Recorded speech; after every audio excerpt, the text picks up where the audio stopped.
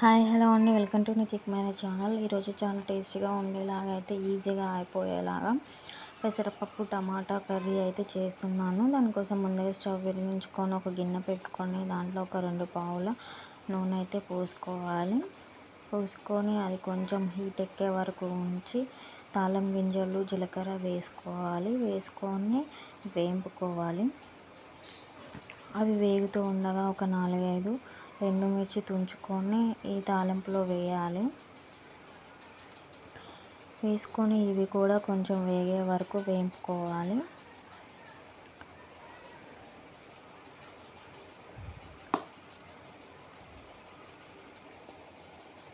ఇవి వేగాక ఒక 4-5 వెల్లిపాయలు కచ్చాపిచ్చగా దంచుకొని ఆ వెల్లిపాయలు కూడా ఈ తాలింపులో వేయాలి. తాలింపులో వేసిన తర్వాతకి కొంచెం ఇది కూడా పచ్చి వాసన పోయే వరకు అయితే వేంపుకోవాలి, వేగే వరకు.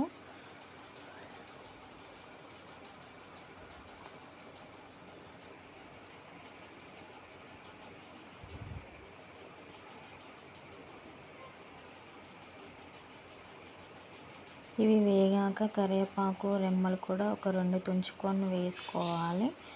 కొంచెం జాగ్రత్తగా, ఇవి అయితే చిట్లుతూ ఉంటుంది. కరివేపాకు వేయగానే జాగ్రత్తగా వేపుకోవాలి.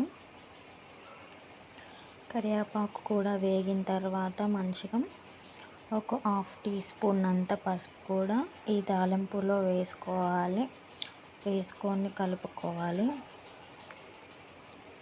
ఇలా కలుపుకున్న తర్వాతకి ఒక గ్లాస్ వాటర్ అయితే ఈ తాలింపులో పోసుకోవాలి. వాటరే ముందు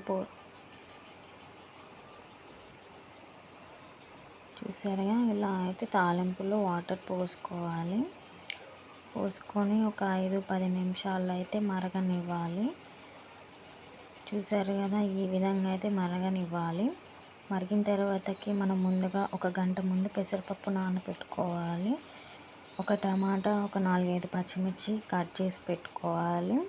ఈ మసులుతున్న వాటర్లోకి ముందుగా నానబెట్టి ఉన్న పెసరపప్పు ఉంది కదా, అదైతే ఈ మసులుతున్న నీళ్ళల్లోకి అయితే వేసేయాలి. పోపు నీళ్ళల్లోకి ముందుగా నానబెట్టుకుంటే పప్పు మంచిగా మెత్తగా ఉడుకుతుంది. అందుకోసం అయితే నానబెట్టుకోవాలి.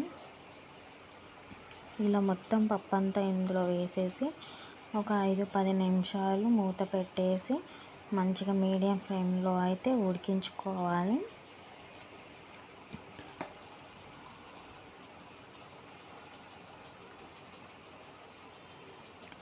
ఒక 15 నిమిషాల తర్వాత తీసినట్టయితే మూత ఈ విధంగా ఉడుకుతూ ఉంటుంది.